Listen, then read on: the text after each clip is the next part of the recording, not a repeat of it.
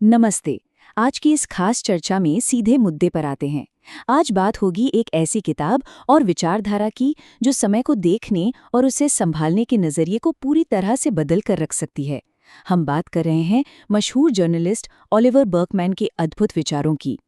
अगर रोज सुबह इसी उम्मीद के साथ शुरुआत होती है कि बस आज सारे काम खत्म कर लें, टू डू लिस्ट पर टिक लगा लें और उसके बाद आराम से जिएंगे, तो यकीन मानिए ये विश्लेषण बिल्कुल सही जगह पर है। स्क्रीन पर दिख रहे इस नंबर 4000 पर जरा गौर करें। ये कोई आम नंबर नहीं है। बर्कमैन हमें याद दिलाते हैं कि अगर एक इंसान औसतन 80 साल जीता है तो पूरी जिंदगी में कुल मिलाकर सिर्फ 4000 हफ्ते ही मिलते हैं। जी हाँ, बिल्कुल सही सुना, सिर्फ 4000 हफ्ते। ये एक बहुत बड़ा वेकअप कॉल है। जब जिंदगी को इस तरह हफ्तों में गिना जाता है तो अचानक सब कुछ बहुत कीमती और बहुत सीमित लगने लगता है। तो फिर जिंदगी का असली मकसद क्या होना चाहिए? ये दर्शन हमें दिन भर में और ज्यादा काम ठूस ठूस कर भरना नहीं सिखाता, बल्कि ये मानवीय सीमाओं को स्वीकार करके एक सुकून भरी और सार्थक जिंदगी जीना सिखाता है। इंसान कोई मशीन तो है नहीं कि बस एक के बाद एक टास्क खत्म करते जाना ही इकलौता लक्ष्य हो। चलिए आगे बढ़ते हैं पहले भाग की तरफ, दक्षता का जाल, यानी एक ऐसी अंतहीन दौड़ जिसका कोई अंत नहीं है। आज की भागदौड़ में हम सब अक्सर ये भ्रम पाल लेते हैं कि अगर काम की स्पीड बढ़ा दी जाए तो इनबॉक्स खाली हो जाएगा। लेकिन जमीनी सच्चाई क्या है? काम की स्पीड बढ़ाने से ईमेल्स और काम जादुई तरीके से और बढ़ने लगते हैं।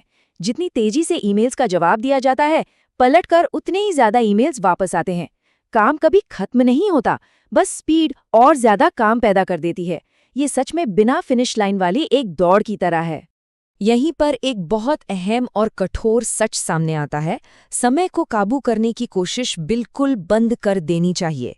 समय को कोई भी पूरी तरह से कंट्रोल नहीं कर सकता है। असली समझदारी इस बात को मान लेने में है कि समय सीमित है और दुनिया का हर काम कर पाना इंसान के बस में नहीं है। और सच कहा जाए तो इस बात को मान लेने में ही असली आज़ादी छुपी है। अब आते हैं दूसरे हिस्से पर, अपनी सीमाओं को स्वीकार करना और इस भारी मानसिक बोझ को उतार फेंकना। जरा इन अलग अलग भूमिकाओं को देखिए। आज की दुनिया में तनाव का सबसे बड़ा कारण यही है कि हम सभी एक ही समय में सुपर ह्यूमन बनना चाहते हैं। एक बेहतरीन बिजनेसमैन भी, एक आदर्श पेरेंट भी, एकदम फिट एथलीट भी और हर पार्टी की जान यानी एक सोशल बटरफ्लाई भी। लेकिन हकीकत में एक ही वक्त में हर मोर्चे पर परफेक्ट होना सिर्फ एक भ्रम है, जो सिवाय मानसिक तनाव के और कुछ नहीं देता। लेकिन जब हम अपनी सीमित प्रकृति को दिल से स्वीकार कर लेते हैं तो मानो कोई चमत्कार सा होता है। तब ऊर्जा उन चीजों पर लगने लगती है जो वाकई मायने रखती हैं। होशपूर्वक ये चुना जाता है कि जरूरी क्या है। और सबसे बड़ी बात, जब अपनी मर्जी से किसी एक काम को चुना जाता है और दूसरे को छोड़ा जाता है, तो उस न किए गए काम का कोई पछतावा नहीं होता, बल्कि अपने स्पष्ट फैसले पर गर्व महसूस होता है। तीसरा हिस्सा काफी दिलचस्प है, रणनीतिक टालमटोल, यानी देरी करने की सही कला। बचपन से यही सिखाया जाता है कि काम टालना बुरी बात है, लेकिन जब समय इतना कम है तो कुछ न कुछ तो छूटेगा ही। अब एक आम इंसान और एक स्मार्ट लीडर के बीच का फर्क देखिए। एक आम इंसान अक्सर उन मुश्किल कामों को टालता है जो भविष्य के लिए सबसे जरूरी होते हैं और नतीजतन हमेशा फालतू कामों में उलझा रहता है। इसके बिल्कुल उलट, एक स्मार्ट लीडर जानबूझकर उन छोटे मोटे और कम महत्वपूर्ण कामों को टाल देता है जो बड़े विजन में रुकावट बनते हैं। उसे पता होता है कि असल में टालना क्या है। तो जब ये तय हो जाता है कि किन चीजों को पूरी तरह से नजरअंदाज करना है, तब सारा ध्यान सबसे जरूरी कामों पर आ टिकता है। ऐसा करने से कार्यक्षमता और रचनात्मकता दोनों में कई गुना इजाफा होता है, क्योंकि बात सिर्फ काम करने की नहीं है, बल्कि सही काम को पूरे फोकस के साथ करने की है। और अब बात करते हैं चौथे भाग की, जोमो की शक्ति, यानी कुछ छूट जाने का आनंद। आजकल फोमो यानी फियर ऑफ मिसिंग आउट बहुत आम हो गया है। ये डर कि कहीं कोई ट्रेंड या अवसर हाथ से न निकल जाए। लेकिन इसका असली इलाज है Jomo, the Joy of missing out. ये कोई कमजोरी नहीं, बल्कि एक बेहद ताकतवर कदम है। अगर किसी बिजनेस प्रोजेक्ट या बड़े लक्ष्य को ऊंचाइयों तक ले जाना है तो जानबूझकर कई आकर्षक अवसरों को ना कहना ही पड़ता है। कुछ दरवाजे बंद करने पड़ते हैं ताकि चुने हुए रास्ते पर पूरी लगन और शिद्दत के साथ आगे बढ़ा जा सके।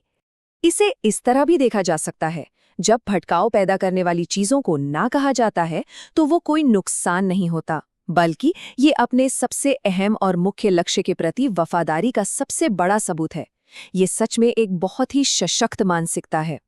चलिए अब बढ़ते हैं 5वें भाग की ओर, भविष्य का जाल और इससे बाहर निकलने का रास्ता। अक्सर जिंदगी सिर्फ एक ख्याली भविष्य की तैयारी में बीत जाती है। समय को एक साधन की तरह देखा जाता है, यह सोचकर कि जब बिजनेस सेटल हो जाएगा, जब बैंक बैलेंस एक मुकाम पर पहुंच जाएगा, बस तब आराम मिलेगा और खुशियां आएंगी। लेकिन कड़वी सच्चाई यह है कि वो भविष्य कभी नहीं आता। जो कुछ भी गारंटीड है वो सिर्फ और सिर्फ यह वर्तमान है। बस यही एक पल है जो असल में हमारे पास मौजूद है। तो फिर असली खुशी कहाँ है? वो यही है, बिल्कुल इसी पल में। अगर रोजमर्रा के काम में मजा नहीं आ रहा तो रुककर सोचने की जरूरत है। टीम के साथ बिताए गए उन पलों की कद्र करनी चाहिए। सिर्फ बड़ी मंजिलों का इंतजार करने के बजाय रास्ते में मिलने वाली हर छोटी बड़ी सफलता का पूरे उत्साह के साथ जश्न बनाना चाहिए। असल में यही तो जीवन है। और अब हम आते हैं आज की इस चर्चा के निष्कर्ष पर। 4000 हफ्तों को आजाद करना, ये विचारधारा किसी को डराने के लिए नहीं है, बल्कि ये उन उम्मीदों और दबाव से आजाद करने के लिए है जो समाज ने हम पर थोपे हैं। चलिए इस पूरी चर्चा को कुछ आसान स्टेप्स में समेट लेते हैं। पहला कदम, आज ही लंबी टू डू लिस्ट को छोटा करना और यथार्थवादी बनना। दूसरा, उन गैर जरूरी कामों को हमेशा के लिए अलविदा कह देना जो बड़े विजन में फिट नहीं बैठते। और तीसरा, सबसे अहम कदम, इस वक्त जो भी काम सामने है या जो भी पल जी रहे हैं उसमें अपना पूरा दिल लगा देना। अंत में एक बहुत ही गहरे और विचारोत्तेजक सवाल पर गौर करते हैं। हम इंसानों के पास कुल मिला के लगभग 4000 हफ्ते हैं, जिनमें से काफ़ी सारे तो बीत भी चुके हैं। अब जो हफ्ते बचे हैं उनमें से ये आने वाला अगला हफ्ता कैसे बिताया जाएगा? क्या हमें फिर से उसी अंतहीन दौड़ में भागना है, या फिर अपनी सीमाओं को स्वीकार कर इसी पल में एक सार्थक जिंदगी की शुरुआत करनी है? इस पर जरूर सोचिएगा। आज की इस चर्चा में साथ जोड़ने के लिए बहुत बहुत धन्यवाद।